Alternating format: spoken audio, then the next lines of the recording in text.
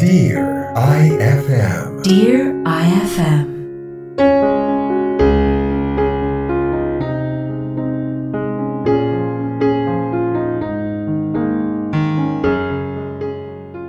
Dear IFM. Hello sa inyo mga idol. Pakitago na lang sana ako sa pangalang Justine. Hindi ko kasi pwedeng ibigay ang totoong pangalan ko dahil medyo may pagka R18 tong istoryang ibabahagi ko sa inyo. Sa henerasyon natin ngayon, hindi na masyadong big deal ang premarital sex o yung pakikipagtalik kahit hindi pa naman kayo mag-asawa. Sa katunayan nga niyan, marami ang magtataka o hindi maniniwala kapag sinabi mong virgin ka pa. Lalo na sa mga lalaki na kapag wala ka pang experience sa kama, medyo mahina ang magiging tingin sa'yo. At napatunayan ko yan. Sa edad kong 27 years old, NGSB ako. O no girlfriend since birth. Nakakapagtaka, no? Sigurado ako na ang iba sa inyo napakunot ang noo o napasabi ng we. Well, totoo po yan mga idol. Wala pa ngang nagiging girlfriend. Mr. Virgin pa ako that time.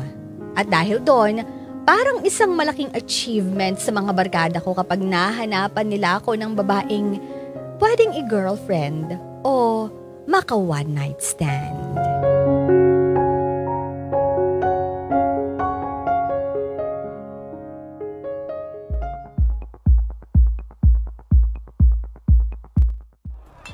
Agay!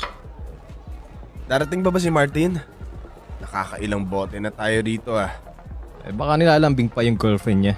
Alam mo naman yung girlfriend nun. Lahat na lang pinagseselosan. Nagtitiis pa kasi sa relasyon niya. Napaka-toxic naman. Tapos balak pa niyang pakasalan? Nako, sakala ng mangyayari. Nako, sinabi mo pa. Ginusto niya yun eh. Hayaan na natin. O ikaw, tumatanda ka na. Ilang taon ka na nga ulit? Mahalaga pa ba yun? Okay lang yung edad. Ang malaking tanong dyan, nabinyagan ka na ba? Ha? Ay sus, eto na naman tayo. Tigilan mo na nga ako. Ano ka ba naman, Justin? 27 ka na. Wala ka pa rin girlfriend. Hindi ka pa nga nabibinyagan yata eh. Wala ka man lang experience sa kahit na ano. Ano na? Alam mo, nagugutom pa kasi ako eh. Ha? Magpa-deliver na lang kaya tayo, no? Gutom lang yan eh. Naku. Huwag mong ibahin ang usapan. Umiiwas ka na naman eh. Ano bang problema? Bakit hindi ka pa nakakahanap ng girlfriend? So wala pa akong nahahanap na babaeng para sa akin eh. Kaya wala pa rin hanggang ngayon. Pare naman, para kang babae kung magsalita eh. Bakit ba? Sa'yo nang totoo eh. Alam mo, okay lang naman sana yung sinabi mo. Kaso, kahit fling, wala. Hindi mo pa natitikman ang sarap ng buhay. Hoy. Huwag mo nga akong igaya sa'yo na basta-basta lang gagalaw ng mga babae dyan. Buti nga hindi ka pa nakakarma sa mga ginagawa mo eh. Ganun ang buhay, Justin. Enjoy lang. Masyado mo kasing siniseryoso eh. Mag-enjoy ka naman kahit konti. Ngayong 27 ka na, dapat nabinyagan na yan. Para naman maka-experience ka na. Kapag nagpakasal ka na, at least, hindi mapapahiya sa babae. Alam nga namang gawin mong tutorial yung first night nyo. Uy, loko-loko. Hindi naman ako ganun ka-inosente, no? Siyempre, alam ko kung paano makipag-sex, paano pinapasok, paano nilalabas, paano lahat. Pero iba yung ginagawa mo talaga. Alam mo, napaka-arte mo naman kasi. Sabihin mo lang na gusto mo na. I-announce ko na ba na open for selection ka na? Papipilahin ko na yung first batch. Sira ulo. Ano ba kasi ang problema pare? Nahihiya ka ba? Wala naman sa size yan eh. Nasa performance yan. Ay nako, hindi yun. Gusto ko kasing, alam mo na, maging espesyal. Ayoko yung makikipag-sex lang ako para sa sarap. Dapat sa babaeng mahal ko. Sa pakakasalan ko na talaga. Virgin ka pa nga. Yan ang madalas na linyahan ng mga virgin. Ay, hindi ba pwedeng may respeto lang ako sa mga babae? Wala naman akong sinabing bastusin mo ah. Dapat dun ka sa mga game naman. Baka mapahama ka ng wala sa oras. Okay na siguro yung pa-fling. Yung fubu. Alam mo, parang demonyo na panay bulong sa tenga ko ng mga kalokohan. Tumigil ka nga. Ay, alam ko na. Ha? Anong alam mo na? Pare, hindi kita huhusgahan. Kahit anong mangyari, magkaibigan pa rin tayo. Ha? Anong pinagsasabi mo? Ano? Umamin ka na lang sa akin. Bakla ka ba? Ano? Sa mga sinasabi mo kasi parang ayaw mo sa mga babae. Kaya naisip ko lang naman na kung kung alam mo na. Alam mo, magkaibigan pa rin naman tayo eh. Sira ulo. Pero seryoso, hindi nga ako bakla. Hindi pumayag ka nang i-set up kita sa isang babae. Alam mo, ang dapat sa'yo, hindi yung mga pakipot kasi walang mangyayari. Kailangan yung game sa lahat. Yun. Ano, may kakilala ako. Tigilan mo na nga ako. Oy, sexy yun no? Maganda. Balingkinitan saka mabait. Wala akong panahon makipaglaro sa iba. Kaya hihintayin ko na lang kung sino yung ibibigay sa akin. Kaya huwag ka nang mangulit dyan. Huwag na. Please.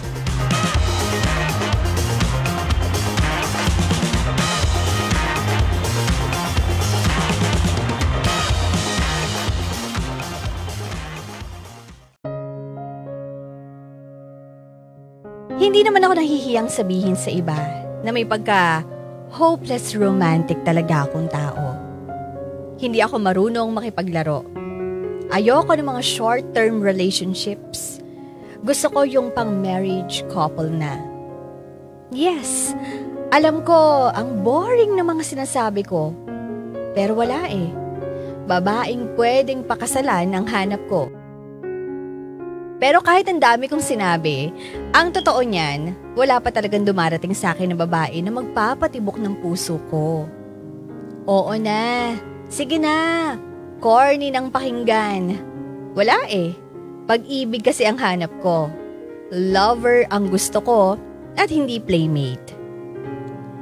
Hindi ko alam pero mukhang naawa na yata sa akin si Lord sa pagiging single. Days after kasi ng birthday ko, nakilala ko si Janice. Maganda, sexy, mabait at masayang kasama. Na-in-love ako agad sa kanya and after a year, naging girlfriend ko na siya. Ang bilis, 'di ba? Hindi na kasi ako nagpatumpik-tumpik pa. Mahirap na, baka maunahan pa ako ng iba. Alam mo Justin, idol na talaga kita. Akalain mo yun? First girlfriend. Naka-jackpot ka agad. Baliw! Hindi ko niligawan si Janice dahil lang sa bagay na yun. Mahal ko siya. At yun ang rason kung bakit naging kami ngayon. Hanep pa. Iba na talaga ang natutulot ng pag-ibig. Oh, huwag mong kalilimutan yung mga tips ko sa'yo ha. Ha? Anong tips? Alam mo na yun. Hindi ko na kailangan ulit-ulitin pa. Sira ulo. Hindi ko gagawin yun sa kanya, no? Ilang beses ko bang dapat ulit-ulitin na hindi nga yun ang habol ko? Eh, paano kung siya ang unang mag-aya sa'yo? Ano? Tatanggi ka pa ba? Di ba nasa trabaho ka? Alam mo, unahin mo na lang kaya ayusin yung trabaho mo bago mo ayusin yung sa akin. Sige na. Tapos na lunch break ko. Good luck ha. At galingan mo. Perform kung perform. Baliw. Sige na. Bye. Sige, bye. Babe, sino yung kausap mo? Si Carlo. Wala namang magawa sa buhay kaya ako yung kinukulit. Akala ko ex mo yung nangungulit sa'yo eh. Wala akong ex, no? Paano wala? You mean, ako pa lang yung first girlfriend mo? Oo. Eh di ba 27 ka na? Dahil 27 na, required na magkaroon ng maraming girlfriend? Mga fling. One night stand. For sure, meron yan. Kung magkaroon ka ba naman ng kaibigang tulad ni Carlo, mahahawa ka rin for sure. Wala eh. So, wala kang experience at all? Turn off ba? Ay, hindi naman. First time ko lang makarinig ng virgin na lalaki. Alam mo naman ang mga tao ngayon, di ba? Basta usapang sex, game na game. Kaya nga marami ang nagkakaroon ng pamilya ng maaga eh. Ikaw ba? Nakailang boyfriend ka na ba? Naku, ako ang huwag mong tatanungin. Nakakahiya, babe.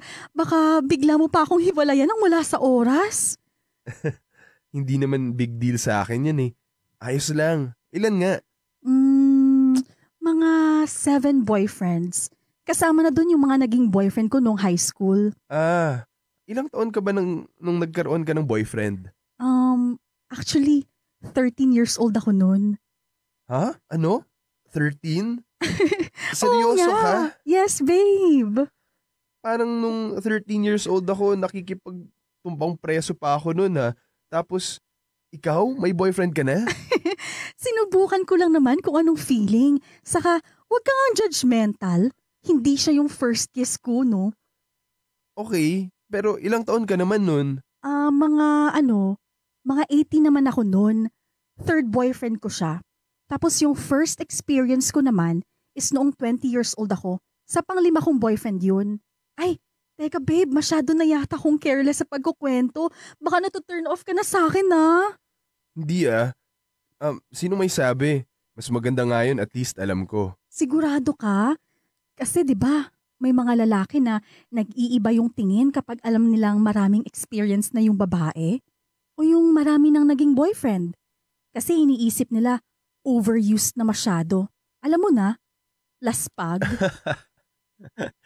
Grabe ka naman sa sinabi mo. May mga lalaki din naman na gusto yung may experience para alam mo na hindi boring pagdating sa bagay na yon. May iba din na gusto inosente. So, okay lang sa'yo? Oo naman. Sabi ko nga, hindi naman big deal sa akin yun eh. Talaga? Seryoso ka?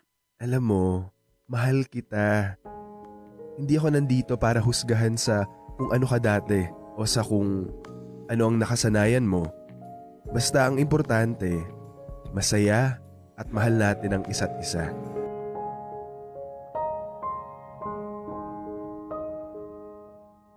Sa ilang buwan na relasyon namin ni Janice, panay make-out lang ang ginagawa namin. Hawak doon, haplos dito. Kapag medyo lumalalim na ang eksena, yung part na papunta na sa sex, biglang nauudlot. Bakit? Well, kasalanan ko rin naman kasi. Parati kasi akong walang dalang proteksyon.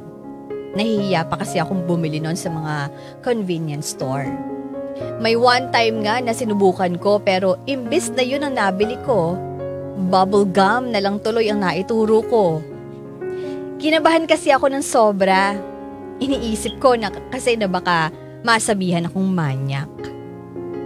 Pero dahil sa dumadala sa mga maiinit na eksena at may mga pagkakataon talagang nakakainit na ng ulo ang pagiging bitin, sa wakas, nagkaroon na rin ako ng lakas ng loob na bumili.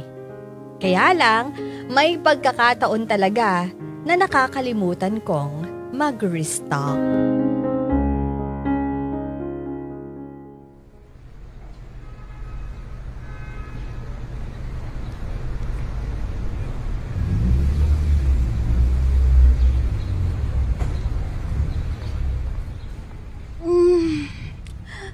Nakakaantok naman. Wala tayong magawa. Di maghanap tayo ng pwedeng gawin. Gusto mo bang manood na lang? Wala namang magandang palabas ngayon eh. Babe, kwento ka na lang. Sige na. Alam mo, parang never mo pa yatang sinabi sa akin kung ano yung naramdaman mo nung una mo akong nakita. Talaga? Hindi pa pala? Oo. Babe, nung una mo ba ako nakita, nagandahan ka ba sa akin? Naseksihan? Hindi pa ba obvious? Natulala nga ako sa'yo nung nakita ko yung mukha mo eh. Ay, oo nga pala. Naalala ko nga yun. Ikaw, nagwapuan ka ba sa akin? Medyo. Pero mas nadala mo ako sa ugali. Mabait, saka gentleman. Halata na malaki ang respeto mo sa mga babae, kahit sino pa yan. Yung iba kasi, sex agad ang habol. Ito babe. Anong parte ng katawan ko ang pinakagusto mo? Yung mata mo. Mata? Bakit? Gusto ko kasi yung mga babaeng medyo bilugan ng mata. Ang haba ng mga pilik mata mo. Para kang manika. Naks naman, manika talaga? Oo naman. Ikaw, anong pinakagusto mong parte ng katawan ko? Yung braso mo, hindi malaki, hindi maliit, tama lang. Saka, ang tigas. Siyempre, sagana yan sa gym eh. Saka, yung lips mo, gustong gusto ko rin. Parang sarap halikan. Yung sa'yo rin. Nakakagigil halikan. Parang hindi nakakasawa.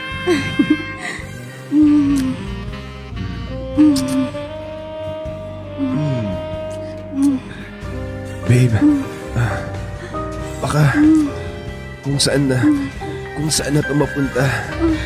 Sige lang, babe. Kaya lang sa akin. Wait lang, babe. Bakit? May problema ba? Nag-toothbrush naman ako Hindi yun. Kasi, hindi ako prepared. Ha? Wala akong, condom. Babe, ayos lang sa akin. Sige na. Hindi pwede. Paano kung mabuntis kita? First time natin tong dalawa. Sigurado akong parehas tayong madadala. Mawawala ng kontrol. Mahirap na. Sige na nga. Sorry. Saka, ilang buwan pa lang tayo, babe. Ayokong maisip mo na yun lang ang habol ko sa'yo. Kasi, totoong mahal kita. Kaya, relax lang tayo, okay? Okay. Oo, madalas nakakabitin. Pero hindi rin naman ako nagsasawang halikan at lambingin si Janice. May mga pagkakataon na nakukontento lang ako sa making out o maski na sa foreplay lang. Actually, yun ang favorite naming bonding. Dahil kapag kaming dalawa na lang talaga ang magkasama, hindi na iiwasang maging mainit ang mga eksena. Habang tumatagal, mas lalo kaming nagiging mapusok ni Janice. Sa tuwing magkasama na lang kami, parating may sex. Na parang magkikita lang kami para gawin ang bagay na yon.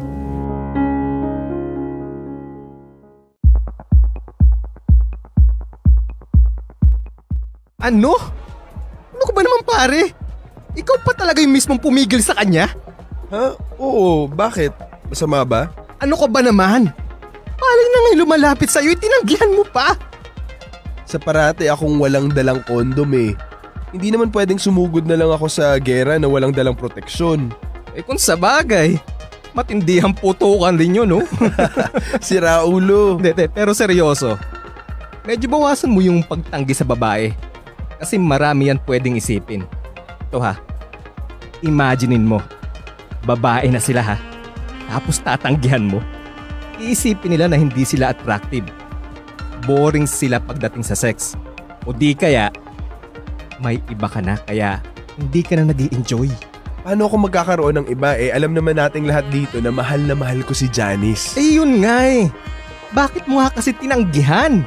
Hindi ko naman kasi ini-expect na mataas yung sex drive niya. Kapag kaming dalawa na lang, hindi pwedeng walang mangyari. Kahit saan, palagi niyang gustong gawin yun. Kapag nagda-drive out ako, alam mo, ang likot-likot ng kamay niya. Ikaw pa talaga yung umaayaw sa biyaya, ha? Pa naman. Ano ka ba? Hindi mo kasi ako kagaya na puro kamanyakan na lang yung nasa isip, no? Ayokong doon na lang umikot yung relasyon namin. Kaya minsan, sinasadya ko na lang na hindi magdala. Pero pare, isa ang sex sa mga dahilan kung bakit nagtatagal ang isang relasyon. Ganito yan kasi pare. Kapag ginawa niyo ang bagay na yun, nagkakahalo yung emosyon yung dalawa. Yung tuwa at yung love. Isa rin kasi yun sa mga ways para maiparamdam mo sa taong mahal mo yung pagmamahal mo sa kanya. So, Sinasabi mo ngayon na lahat ng nakakasama mo sa kama, mahal mo? Aba, kada linggo ka palang in love sa iba't ibang babae. Alam mo, hindi ko talaga magets siyang ka-inosentehan mo. Ano ka? 15 anyos? Sa pagkakaalam ko kasi, 28 ka na. Alam mo, medyo kinakabahan lang ako eh. Kasi yun na lang parati ang ginagawa namin. Favorite bonding na nga yata namin yun eh. Isipin mo na lang ha, ang swerte-swerte mo. Ang sexy na ng girlfriend mo. Ang dami mong pang-angal. Iwan ko ba sa'yo?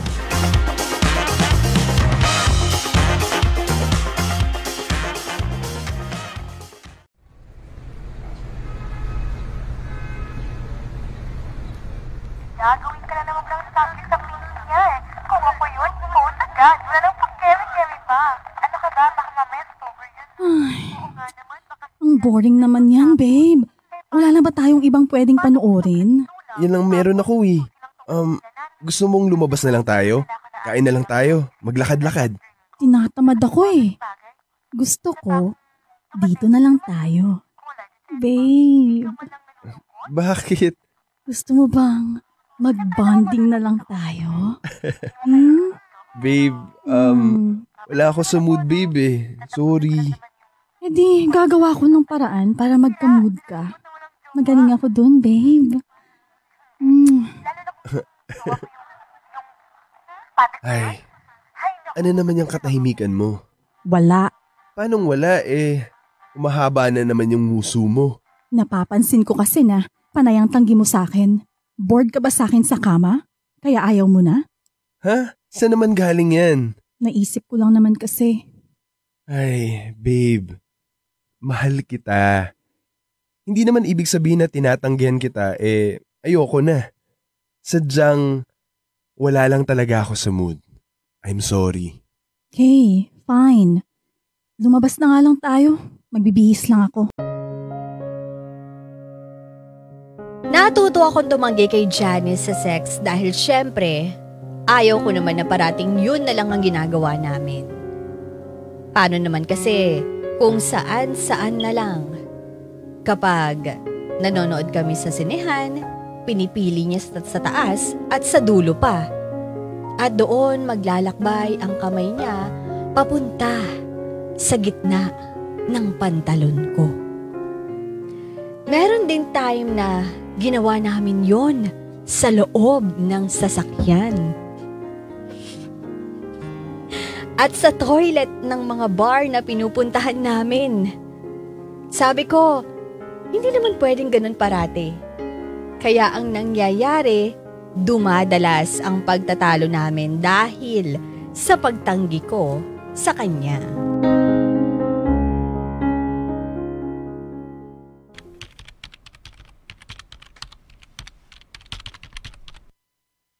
Babe, kanina ka pa dyan. Ayaw mo bang magpahinga muna? Mamaya na lang. Kailangan ko kasing maipasa to ngayon eh. Ano ba yan? Pati ba naman weekend, ayaw kang tantanan ng boss mo? Hindi ba uso sa kanya yung day off? Sandali na lang talaga to babe. Isasend ko na lang. O ito na. Ayan. Tapos ko na. Ay, sa wakas. Ay, Akala ko buong araw kang magtatrabaho eh. Baka nakakalimutan mo, babe. Mansari natin ngayon. syempre hindi no. May regalo pa nga ako sa'yo eh. Talaga? Ano yun? Kunin mo dun sa bag ko. Okay. Oh, babe, ano to? Well, buksan mo. Wow! Babe, ang ganda naman itong relo. Ang daming diamante. Halika, isusuot ko sa'yo. Oh, bagay ah. Oh, thank you, babe. O ako, anong regalo mo sa akin? Ito. Saka, ito. Ah, Mm, mm, mm, babe, mm, mm, mm. Bakit, babe? Mm, mm, eto na naman. Kasi, tayo eh. Ito nga kasi yung regalo ko sa'yo. 3 araw na rin tayong walang sex. Mm, Hindi mo ba ako namimiss, ha? Hindi kasi ganito yung plano ko ngayong araw. Ha? Ano? Kung wala ka palang planong gawin natin ngayon to, bakit mo pa ako pinapunta dito sa bahay mo? Ang sabi mo kasi, hindi ka makapaghintay na magkita tayo. Kaya ang sabi ko sa'yo, pumunta ka na lang dito. Saka, kapag ba magkasama tayo, puro bonding na lang ba ang gagawin natin? May iba pa namang pwedeng gawin maliban dun ah. Babe, bakit ganyan na naman ang tingin mo sa akin? Alam na alam ko na yan eh. Kapag hindi mo nagugustuhan ang sinasabi ko, ang talas-talas ng tingin mo sa akin. May babae ka, no? Ha? Ano? Tinatanong kita kung may babae ka ba? Wala. Bakit mo naman natanong yan? Palagi mo na lang kasi akong tinatanggihan. Ayaw mo akong makasama na tayong dalawa lang. Bakit? Kasi may babae ka na. Sus, nababaliw ka na. Umamin ka na lang kasi. Ngayong nakaranas ka na, susubukan mo rin sa iba kung ano yung feeling? Bakit? Mas magaling ba siya sa akin sa kama? Aba, sabihin mo lang sa akin kung anong ginagawa niya sa'yo para magawa ko rin. Wala nga kasi akong babae. Dahil sa tinanggihan kita, iisipan mo na ako agad ng mga ganyan? Bakit mo kasi ako tinatanggihan? Pangit na ba ako? Hindi na ba ako sexy? Hindi ka na ba nasasarapan sa akin? Ano? Dahil ayokong parehas tayong masanay na sa tuwing magkasama tayo, puro sex na lang ang ginagawa natin. Hindi relasyon ang tawag dun. Dahil ayaw kong dun lang umikot yung relasyon natin. Sabihin mo na lang na nagsasawa ka na sa akin. Gagawan ko naman ng paraan eh. Mahal kita kasi mahal kita. Hindi dahil sa kung paano ka sa kama. Alam mo, hindi ko na talaga maintindihan kung ano kang klaseng babae. Ha? Anong sinabi mo? Hindi ko alam kung ano ba ang nagustuhan mo sa akin. O baka naman, iba lang talaga yung habol mo, kaya mo ako sinagot. Hindi na nga ako magtataka kung malalaman kong may kasama kang ibang lalaki kasi ganyan ka naman eh. Ang importante sa'yo, pagbigyan yung pagkahilig mo. Ang bastos mong magsalita. Kulang na lang, sabihin mo na isa akong mababang klaseng babae. Oo, inaamin ko nang mali ako dito. Pero hindi mo kailangang pagsabihan ako ng ganyan. Bastos!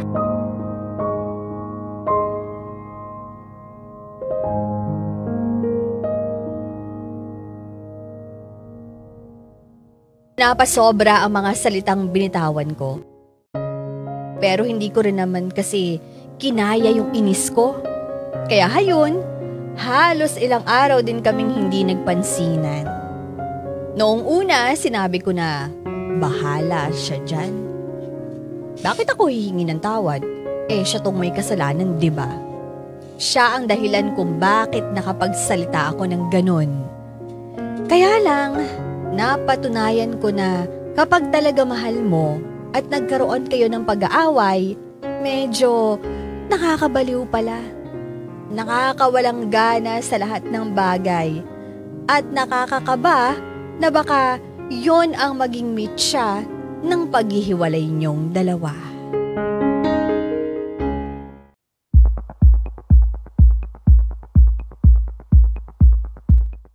Alam mo kung ako sa'yo, maghanap ka na lang ng bago. Ang dami-dami namang iba dyan eh. Ha? Bakit ako maghahanap ng iba hindi naman kami naghiwalay ni Janice? Naku, ganun na rin yun. Ayan kunting lingon lang. May makikita ka na kagad na magandang babae. Ano ba? Kaibigan ba talaga kita? Nandito tayo para mawala yung galit ko, hindi maghanap ng bago. Mahal din naman ako ni Janice eh. Hindi naman kami magtatagal ng halos 1 taon kung hindi niya ako minahal. Saka, hindi naman siya naghanap ng iba. Nako, sigurado ka ba? Iba ka nga nag-i-enjoy na yung kasama ng ibang lalaki. Yung hindi siya tatanggihan. Sa ugali pa naman ni Janice panigurado. Hoy. Ayaw mo talagang manahimik. Oy, easy lang, easy. Ito naman, nagbibiro lang naman ako eh. Pwes, ayusin mo yung pagbibiro mo ah. Ako nga tong boyfriend niya. Hindi ko siya magawang bastusin, ikaw pa kaya? Wala akong pakialam sa mga pinagsasasabi mo. At hindi ako mahihiyang sabihin dito na mahal ko si Janice. Na kahit anong klase pa siyang babae, hindi yun ang magiging dahilan para ipagpalit ko siya sa iba.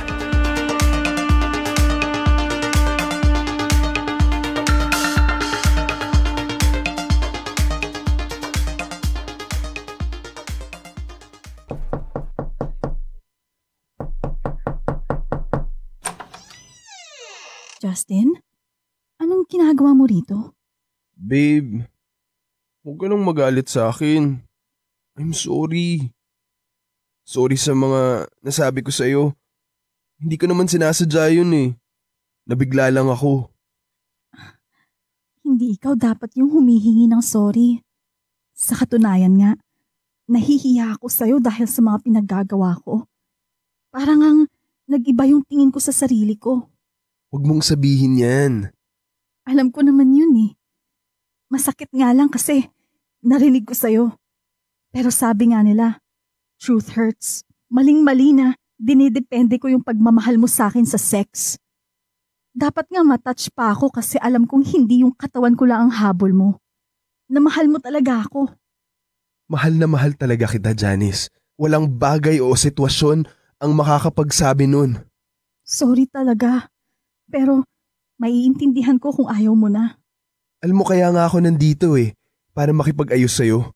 Hindi kasi ako sanay na hindi kita kasama. Parang may kulang sa araw ko. Ay, mahal na mahal kita, Janice. Kaya please lang, huwag mo naman ako iwan. Ayusin natin to. Ano ka ba? Ba't naman kita iiwan? Ako na nga yung pinakamaswerteng babae. Kasi may boyfriend akong tulad mo na sobrang gentleman. Pupuntahan nga sana kita sa inyo eh, kaso biglang bumuhos yung ulan. Wala akong dalang payong. Wala rin naman ako sa bahay eh. Nasa bar ako kasama si Carlo. Siguro, nagbabala ka ng maghanap ng iba. Tapos, nakonsensya ka lang kaya ka nandito. Munti ko na ngang masuntok si Carlo eh. Dahil pinipilit niya akong maghanap ng iba. Pero, tumatanggi ako. At least, makakahinga na ako ng maluwag.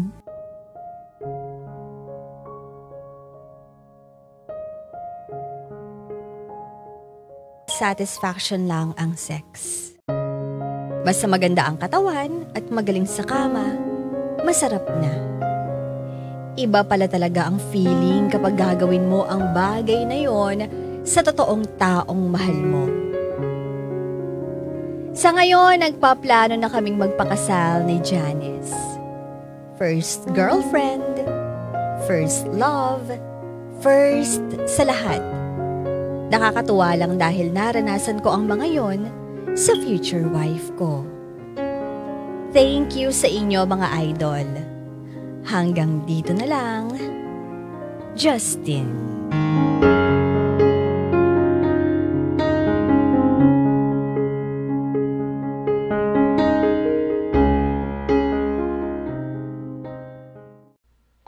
Idol, may kwento ka bang nakakakilig? O di kaya naman may kurot sa puso? Pampagood vibes. O baka naman gusto mo lang makapagbigay ng inspirasyon? Halika! Pwedeng-pwede kang magpadala ng kwento ng buhay mo sa amin.